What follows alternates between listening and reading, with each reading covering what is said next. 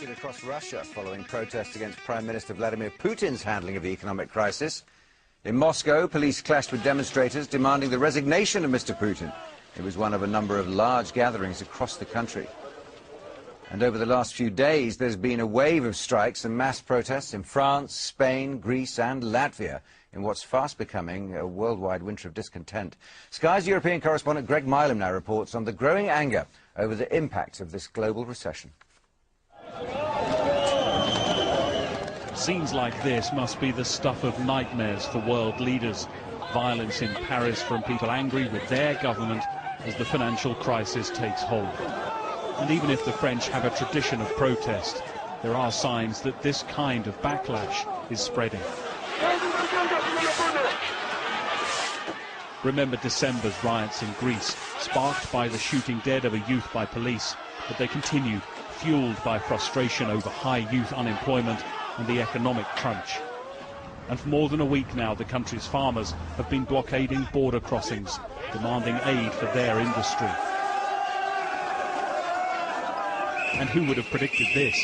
Angry protests in Iceland. The financial meltdown has inflamed even some of Europe's most tranquil corners, and this one helped bring down the government. The unrest has spread across Europe. In the south, in Bulgaria, and in the Baltic, in Latvia and Lithuania. The frustration is boiling over. As the pressure mounts, there is a tendency to say, what can we do for us, in a national context to, well, protect us or to get an advantageous position in this. And we haven't seen so far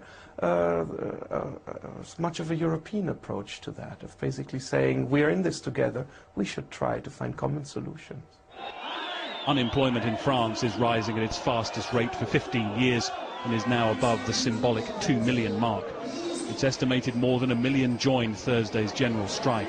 President Nicolas Sarkozy will also know the polls showed that this had the support of 70% of people in the country. What they're asking here is why the banks and car makers are getting state help while ordinary people feel abandoned. There are quite a few governments around the world who now have to find an answer to that question. Greg Milam, Sky News, Brussels.